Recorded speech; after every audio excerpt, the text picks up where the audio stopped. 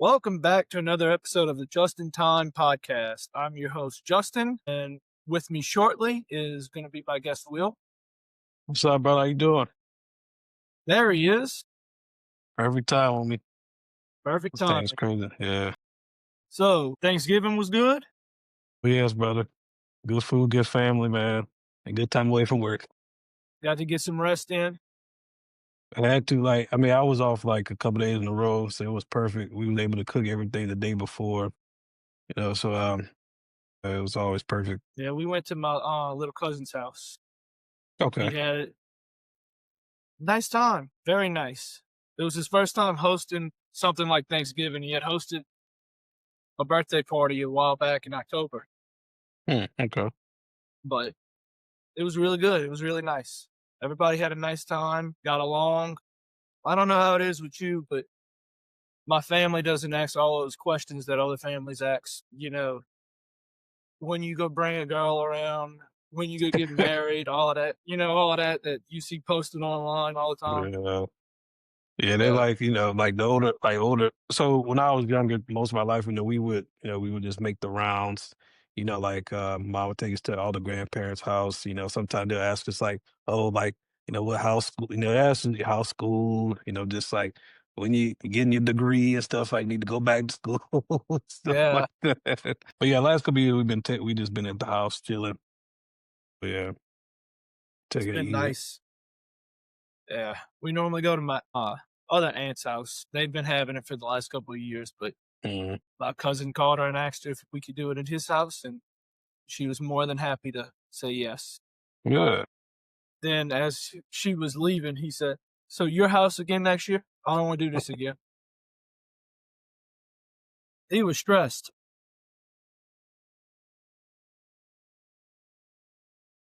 All right. So, for lack of a better word, our season was a dumpster fire. I mean, our Man, offense, bad.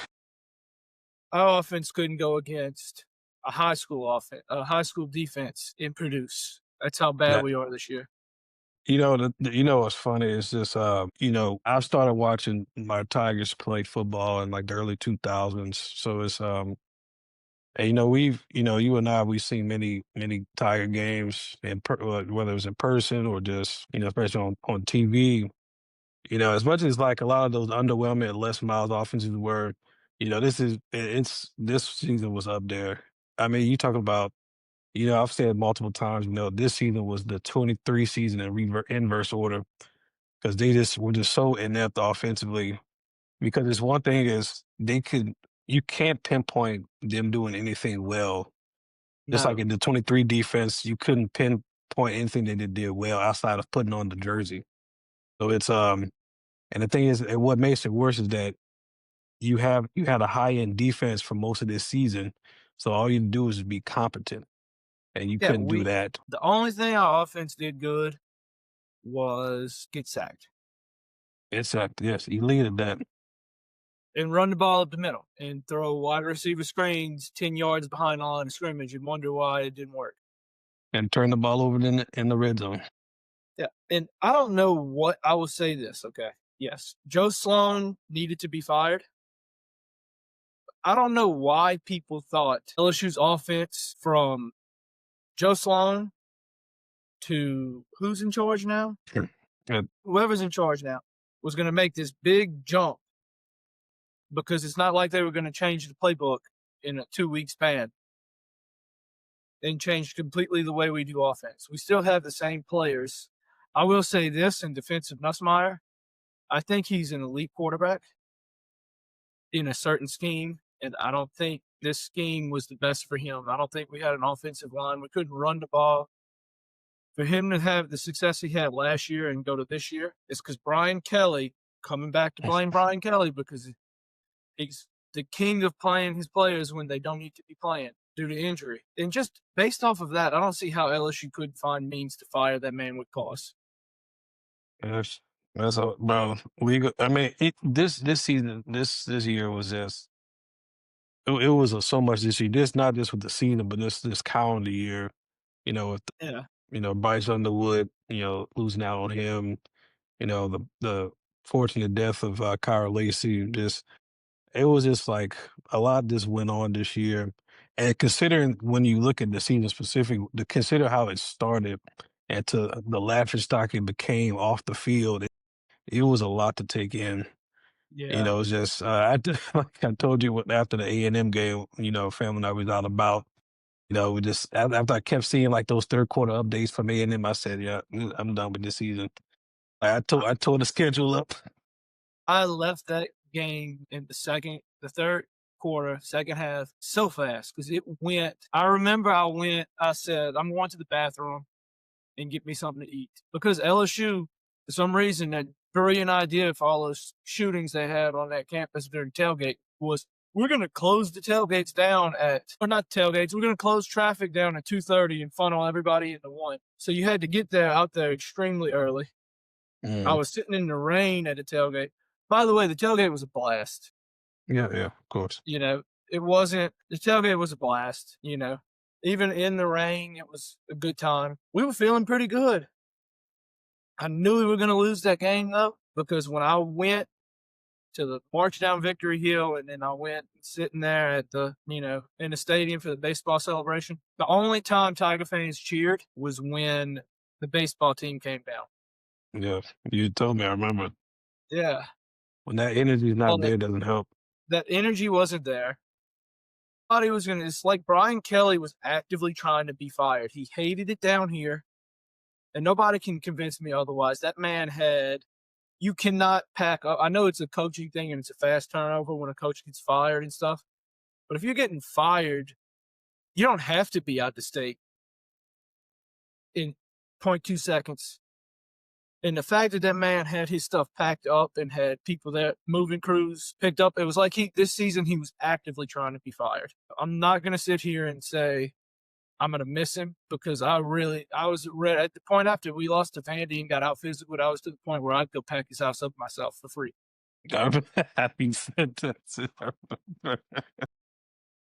Oh man, but yeah, it goes to show like that this season, this is what I was saying. Like been watching for over 20 years, just over 20 years of football for LSU. The only season I would say is more disappointing than this one. I would say is 2008 because of coming off a natty, and then like you still have veteran people coming back. I know they lost Ryan Perley with off the field stuff, but the way that Yeah. year started and it just tanked from there. Only that season I would say is more disappointing this season because the momentum you had built up, the strides you had made on defense, all you had to do was just maintain offensively, and they just Yeah. could not They do just anything could not. right. Yeah. Yeah. I mean, getting out of this, the depressing stuff of this season, let's just look to the future. And the future is bright. Future is bright. Offense is going to be great. We'll hit this for this because I have it pulled up. Yeah, go ahead. The end of season SEC Bowl projections. Whoa. Okay. LSU projected to be in the Texas Bowl against TCU. Mhm. Tennessee Tax Slayer Bowl against Georgia Tech. Missouri, the Music City Bowl against Illinois. Vandy, the ReliaQuest Bowl against Iowa. In Texas, let's make it clear, you lost to Florida, Texas. You don't deserve to be in the playoffs this year. Although I would give you that for what you did to Mike Elko. I love that. Did you see that? Did you see that? The clip they put on the Jumbotron of Mike Elko saying we are the state's flagship school, and then it was psych. Didn't Mike Elko pitch in a fit because Texas was celebrating their win over their rival? That I did see. I was like, well, "Can we have professional?" I'm like, "Brother, this is you are a visitor." But see, And you were a visitor in Texas, how and many this road games have you won? Like, it wasn't an issue on the other road games you won, huh? you won on the road against LSU, and y'all took over the stadium. Come on now. But it Yeah, wasn't an I issue mean, then. it wasn't an issue when Texas. Why is it an issue when Texas is taking over their own stadium and having a good time? They beat y'all. Anyway, Texas is a Citrus Bowl against Michigan. Okay. Projected, they got Georgia winning the SEC championship. I don't. I got Bama winning, beating Georgia for the second time this season. Mhm. Kirby Smart's kryptonite is Bama. Every time they Yeah, played Bama in the SEC championship, they've lost. Number 6, Texas A&M, the Colt. Ole Miss is number 7. Oklahoma number 8, which Oklahoma's funny to me. I don't think they deserve it. Really? LSU almost beat them, and we're not a good football team. If you don't get your stuff together to play on offense, I mean, defense. They say defense wins championships, but you got to score some points. Of course. Yeah. You beat a team that gave it away to you on Saturday. They gave it away to you. They had the ball. They threw a pick in the end zone. I mean, Hey, listen, yeah, I'm not gonna turn on again. yeah. Then Alabama scored. Alabama's coming in at number 10, which, I mean, you can say the same thing about Bama because the way they played against Auburn. Yeah. But, now let's get into the real stuff. I said, listen, we got to be back. We got to get back in that bracket next year, man. Because I'm just tired Yeah, of we like got to. we got so much going. We got so much going for us as resource wise, legacy wise, to not be routinely in that conversation. I could, Exactly. we can. Every team has their flaws, but I would rather be a flawed team in the conversation than the flawed team outside the house. Exactly. You trying to get it. See, it's like screaming, like you screaming at get somebody screaming from outside, like throwing rocks at the top window. Like you can't even get in the house. Yeah. I mean, you need to be able to get it. I think we're heading in the right direction. Only thing Lane Kiffin is doing, by the way, Lane Kiffin's the new head coach at LSU. It was announced. Poor Marty Love it, man. Smith. Poor Marty Smith. But you got Alex Golash, who apparently is terrible at golf, Yep. Saw that clip. at Auburn. Saw that- At I was. Auburn. Life is better, you Mike said. Silverfield at Arkansas, Okay. who Arkansas students wanted the AD and the new coach fired. Yeah, that's right. John Summerall at Tulane, might as well have stayed at Tulane, at Florida, Florida, that's right. who, no offense to Florida, no offense to John Summerall, I personally, if we couldn't get Lane Kiffin, I thought he would have been a good match for LSU. Yeah, up there. Florida just wants to be Louisiana at this point. I mean, like They they take they they Billy, whiffed on Kiffin. That was like the main they guy. take That was the big Billy fish. Napier. Yeah, they take Billy Napier when they hired their coach when the last one got fired. Mhm. Then they were going after Lane Kiffin. And Lane said, nah, that ain't gonna fly. We can't win here. Then they go John Summerall. Yeah. I mean, I think he's Yeah. a good enough fit. He seems passionate about going over there and playing and coaching, not playing, Yeah, I mean, the past, Then, like when you have like these legendary brands, but like they're starving for that excitement again. You need somebody that's gonna give you some juice. And I know that's convenient to say in the intro press conferences, and just anybody looks better than what you had. But you need somebody. I even look at like Alex Golish. I saw some of that press conference. That dude was fiery. yeah. Intense. I mean, you Just gotta bring that kind of energy in the SEC. yeah. So like it always looks good at the start. But I know with Pete Golden, like saying stay and put Ole Miss got promoted.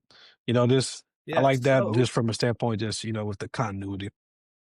yeah. So, from what I understand is from different people, Mhm. Ole Miss knew that Pete Golding was going to be bumped up because Lane Kiffin had made this decision apparently 2 weeks ago when they flew his family down to LSU in Baton Rouge to view the area. Yeah.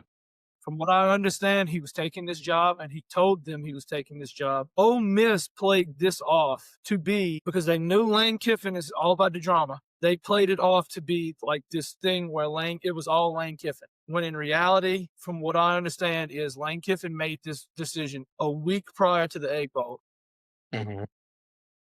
told them, and then they were like, well, we'll let you coach your playoff team. And they let it stand there because they knew they weren't going to find another coach. They were just going to hire Pete Golding, which I'm not saying anything about him because I don't know anything about him. But, Ole Miss played this out because they knew that was the only choice and it would look bad if they went, Lane quit and then they hired him.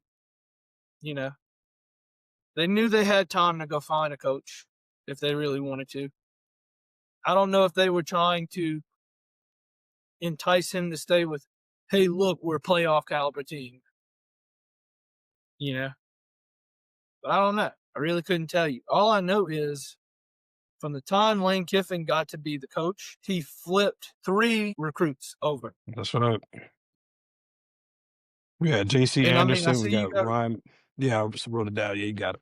You got it. yeah, I see you got written here, underneath all of that, the CFB calendar needs to change. It does. And like, cause for a couple, like, you hear all these conflicting reports about, basically he said, she said about you know, Yeah, what was going on. I'm like, it's done at this point. The biggest, the last few days, the biggest thing that's controversial and polarizing, is like I said, the calendar.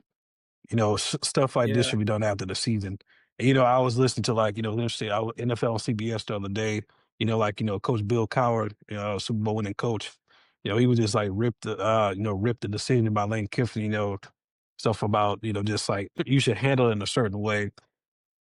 People can, and this is what I said for so many years, is just there are so many people that criticize the athlete for leaving or not being committed, but coaches do this all the time. But entirely, I can't yeah. blame them because the system's not perfect. The NCAA has not put their foot down on all these inconsistencies with No, I structure. mean, and if you look at it, yeah, if you look at it too, okay, if Lane Kiffin was going to maybe Penn State or one of them, I could see them being like, oh, yeah, you can coach your playoff team. Yeah, Like Florida's letting Summerall coach the rest of the season out at Tulane. The thing is, Kiffin's coming to your rival, that's it. Yeah. which, by the way, I am probably going to Oxford next year for that game because I think it's going to be a fun time. Oh man, tell me about it.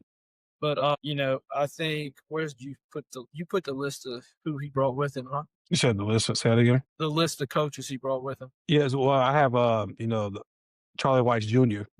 And I'm glad you brought that up because Charlie Weiss Jr. They let him stay on to coach Ole Miss through the playoffs before joining LSU, which doesn't make sense to me because even Weiss can still convince guys to come, and even still, players going to leave anyway, whether you're not being talked to or not. It's the transfer portal Exactly. era. So That's I'm like, what are you trying that's to? your OC. The And only even also, one, and this isn't, yeah, the only one that I'm really, because I don't watch Ole Miss football because they're been irrelevant. Is what is it? Nick Savage or his strength coach mhm, that he's bringing with him? I really think if you went, you said, told Tommy Moffitt, yes, we'll give you what you want. You want a handwritten apology from Brian Kelly? We'll put that in that moron's contract before he gets the buyout for you to come. Speaking of which, if I was Frank Wilson, I'd have kicked Brian Kelly's son off the team after what he pulled oh yeah, during the I was, Western I was like, Kentucky. yes, I know what you're talking about. Yeah, I get it from a standpoint, but it's Yeah, and then yeah, yeah, yeah, yeah, and then after you go on Twitter and you're like, he wanted to come, and LSU told him no. Well, no shit. He wasn't coming because we are in a current legal battle with him. He is suing the school. Why would we let him come back? right. Like, use your brain, kid. It doesn't make sense. Anyway, enough about Brian Kelly. This is the last podcast we'll ever mention that clown's name. Like as far as just the staff, I know Blake Bakers will be retained, and which is I think it's huge for that standpoint because I obviously was like go ahead. I was getting into that because he Yep, got reports of him interviewing for the Tulane job, exactly. which I don't want to see his career stagnate. But what's going well for us is every head coach that Tulane has hired has had head coaching experience. Mhm. Baker has none. He needs to stay in Baton Rouge, and we'll pay him more than Tulane will pay him. I agree. Hey, listen, I agree That is huge for us to have that here. because you You already know, have the built-in momentum from year to year. 2004 wasn't great, yeah, but like they were far and away better unit than 23 that wasted Jaden Daniels' iconic season. They improved in 2024 and they took a huge step again this year. So to have that continuity in place was massive. yeah. I'm looking up what LSU's defensive rating. LSU is 13th right now, according to the Google AI. LSU is 13th in scoring defense, 7th in run defense, 9th in defensive stop rate. Mm. What that puts them overall I don't know, but I remember it was bad last year. I think we were ranked 80 something out of or 120 something. Like It was defensively, bad. yeah, defensively, our scoring defense, our now in the nation, we were number 15 in the country in scoring defense this year after the regular season. So only three SEC teams were better than us. Oklahoma was 7, Bama was 11, and Georgia was 12. As far as the SEC teams are concerned, so like relative to having like 132 team, that's incredible. Now offensively, however, we ranked 108th, which it's a miracle they're that high, personally. Yeah. How bad do you have to be that behind LSU? Only in terms of the SEC alone, we were the only Florida was worse than us offensively in scoring offense this season. For some And reason, they that doesn't surprise me because they threw 5 picks in that game against us. yeah, 5 picks, and we only won by what, 10? that's a huge issue. Because I had, like I said before, like a few weeks ago, just I had red flags after the Tech game, and then when you build it in the Florida game, you get 5 extra possessions, gifts, and only come away with like a 10-point Uh-huh. that's not good. And they were consistent with that negative That's trend not all good at year. all. So 108th, I didn't think they Yeah. was that high. But, let's not dwell too much on the past anymore. Let's just focus on the future because good news is it can only go up from here. It can't go I hope down. I should. And it certainly cannot go down with an offensive genius like Lane Kiffin, that hot Right. yoga loving man. That's how that's so yesterday. Had Marty Smith waiting, had Marty Smith sitting in the thing waiting for hours because he had to go to hot yoga. And God bless that people been shouting You out know, the they could have bars. let that man. Look, They could have I let saw that man go something. home.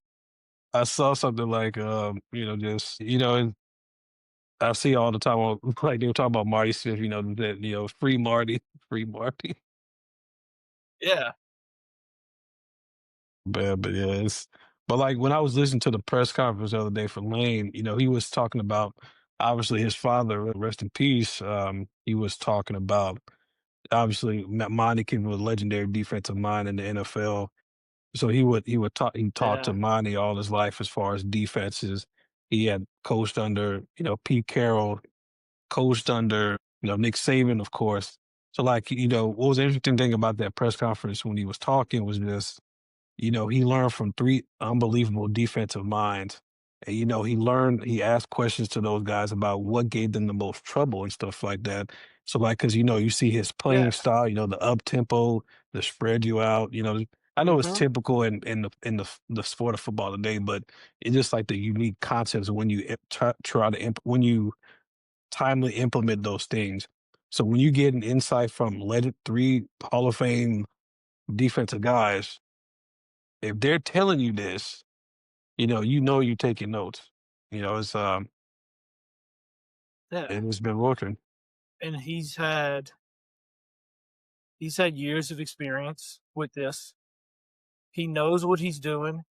If you could put together a team like that at Ole Miss, just solely off the transfer portal on whatever meager little recruits you can get, at LSU, you can throw a rock out of your coach's office and hit a 5-star somewhere. And that's the biggest It's the flagship university in the state. There's no other, you can throw a rock and get a 5-star, and that's why it's one of the or at least a premier 4-star. jobs. It's one of the premier jobs. Now, I will say this is our third coach in the last decade since Les Miles' dismissal 9 years ago. But I know Ed got a title. I know Brian Kelly led us to a conference title. But I'm really, and I know Lane doesn't. Now, I will say, Lane doesn't have the reputation of staying in one place for a long, extended period of time. But if I can get a championship out of it and out of 4 or 5 years, I'm happy because that's the bottom. Look, Like, he can build this. He can build this program back up, put us back on a national scale. mhm, If he gets the right players, in my mind, I think our floor is 9-3 next year, yeah, I which can would see be that, good man. for a first year at a team your previous coach dismantled and destroyed because he was all about me, me, me, me, me. The difference between him and Brian Kelly and Ed Ogeron, though, Ed Ogeron came out and said, I didn't have a plan for the next year. I focused solely on the year before and the success we had. I didn't focus on what was coming next. And then what came next was not only he wasn't prepared for the team, but also what hurt Edo, and I still think Edo might have still been the coach. We would never hired Brian Kelly. We'd have fired Edo to get to Lane Kiffin if COVID never happened. Because that COVID season, it was, okay, well, you can start spring practice. Okay, no, you can't have spring practice. We're going to have a season. No, we're not going to have a season. We're going to have a shortened season, or we're not going to have a season at all type of deal. Yeah. We're playing, we're not playing, we're playing, we're not playing. How do you prepare a team who just came off a national championship that lost so many key pieces and then rein those players that were already there back in? When you can meet, you can't meet, you can meet, you can't meet, Yep. stuff like that. Then you add in all Edo's other problems, like he might have started drinking again. Yeah, and that's Might the have. He thing. did start drinking again. Yeah. You Yeah, know, like, I've always I said, mean, like, those factors you mentioned are definitely accurate because it was unlike any time we've seen in society. But I know he didn't do himself any favors. So, and that's no, he when you didn't. already don't He have couldn't like keep his mouth shut. coming into your time at LSU, you already had a middling record at Ole Miss as a coach. Obviously, he coached at USC too as an assistant, but just outside of that, when you already have a middling record, you got to help yourself out at any cost. So it's and unfortunately didn't do that outside of the Yeah. championship, of course. If he comes back to LSU and you've got Ed Ogeron, Frank Wilson, and Lane Kiffin Yes. on the recruiting path, Which I mentioned, Frank Wilson, you know, he has I to stay saw, on staff. Got to stay on staff, man, yeah, just for those relationships. yeah, and he will. I truly believe he will. One of my favorite things, my sister sent me a TikTok this week. Mhm. It was of Lane Kiffin, and they asked him if he likes being a troll, and he said, "Yeah, I love it." They asked him if he was, if he tweets his own stuff or somebody else tweets it, and he said, "Yeah, I'm just like anybody else on Twitter. I tweet my own stuff. Okay, maybe not the boring football stuff, but I tweet everything else myself." But yeah, as a clown. Yeah, somebody said when we hired Kiffin, somebody said we went from a coach who posted a picture of a tiger emoji every time we got a recruit, to a coach that runs a dog's TikTok, a dog's Twitter account to say what he wants to say. He's a unique cat, but this is what we was talking about earlier. Just I never was like a lot of people talk like the juice high. I'm like in certain situations like this, they need somebody with some gas just to him as far as like the personality, just to revitalize. Not to say we're a fan base that's always dormant because we have the polar opposite reputation, but just with what went on Yeah, this season, especially. Yeah, it's good to see some excitement, yeah. I mean, but it's yeah, good man. to. I think he'll bring the excitement. That first game against Clemson, Yeah. is going to be amazing. And And I think I yeah, texted you this week about the Thanksgiving game next year. yeah, yeah. There's only That's right. one logical game that we can have on Thanksgiving, and it's the battle of the boot between Yes. Arkansas and But it used to LSU. be on the Friday. Because you play, all your SEC games you play, you get Bama and Auburn. They're not moving to Iron Bowl. That's not going to happen. Mhm. That's a permanent game. That's not happening. Mississippi State and Ole Miss for the Egg Bowl. That's a permanent game. That's not getting moved. That's just not feasible. Texas versus the Colt. They're not moving that game. Texas and Texas A&M are permanent rivals. Then you've got Kentucky and their annual butt whooping by Louisville. That's not getting moved. And in Tennessee and Vandy is not getting moved. So out of the rest that we have, the only logical thing is Arkansas. That's And I right. like it. They should have never moved that game. They should have never moved that game. That should have been our game every year at that time. And then I really don't like how they changed the schedule. I remember the Iron Bowl and LSU Kentucky LSU Arkansas always used to be the Friday after Thanksgiving. Yeah, but that was a unique wrinkle. But like I said, just I know like earlier this before this season, that was a big deal with like their schedule realignment. I just at the end of the day, you're in the best conference in the country, so it's like you're gonna get heat any week, regardless. And I understand, like it's especially in college Yeah. sports. The rivalries are very precious. From our, as as LSU fans, we don't have that one ironclad rival anyway that everybody knows. Even though we do, and even though Arkansas is I technically would is our argue rival. it Go ahead, yeah, go I ahead. would argue it'd be yeah. I would argue it'd be Florida. Like, I'm a little upset that our permanent rivals are who? Texas A&M, Ole Arkansas, Miss, and Arkansas. yeah. In light of recent events, I do like the Ole Miss being our permanent rival. I mean, the thing about us, it depends on the LSU. It depends on the generation of fan. Because back in like the 50s and Yeah, 60s, that was a big deal, a major deal. But yeah, but to take off the Alabama game off the LSU schedule to put a yearly matchup with Texas A&M, who just had one relevant season. They haven't been relevant in years. This is the only time they're relevant, which I'll give credit where credit's due. It ain't Texas A&M. It ain't Mike Elko. It's totally Tommy Moffitt who went in there and did everything. You can tell by the way the players play and the way they're conditioned. It's Tommy Moffitt. It's not Mike Elko. It's definitely not that cold over there at Texas A&M. It's the Moffitt effect. They lose Tommy Moffitt. When he retires, it's done. you got to bring, like you That's the said, you got to bring only them other home. wrinkle they added into their team. Yeah, that's the only other wrinkle they added into that team over the last 2 years, and it's shown. It hasn't been any of you coaches. Mike Elko loses Tommy Moffitt. He loses his mind. He's not going to have a team. He'll Yeah. be beating the table, complaining about the professionalism at a rival school, celebrating that they just beat y'all. But, I think Alabama should still be on our schedule every year. I A think lot of Bama Florida should fans online be. say You the can same take thing. Texas A&M and replace it with Florida or Bama. The hate that LSU fans have for Florida is real, and the hate that Florida fans have for LSU fans is real. I mean, you don't walk around with a cat skeleton in your rival's thing. You don't walk around with a cat skeleton, period, after a team Period. Just mascot in life, dies, let alone go into you if you not rivals. I mean, like, you bro, shouldn't do it you regardless, but committed, but if you're not exactly. rivals, the only reason they make Texas A&M and LSU to be out to be rivals is because Jimbo Fisher, when they won that 7-time overtime game, Yeah. commissioned rings with that score and a giant picture in his office, and that is the Mhm. only reason why. And I will say this: I am so glad Scott Woodard got fired, because every single time he has been trying to make a coaching change for football, Jimbo Fisher has been the prime target, and Jimbo Fisher is a horrible football coach. The moment that Scott Woodard got fired, the moment that that man got fired is the moment that Jimbo Fisher's odds to become the next head coach at LSU. When Scott Woodard was the AD before they fired him, it was Nick Saban as the odds-on favorite, Lane Kiffin, Jimbo Fisher. The moment they fired Scott, Jimbo Fisher's name wasn't even on the list. Oh man, like you had to sneak that in there. Look at me, Yeah, look I at me. had to.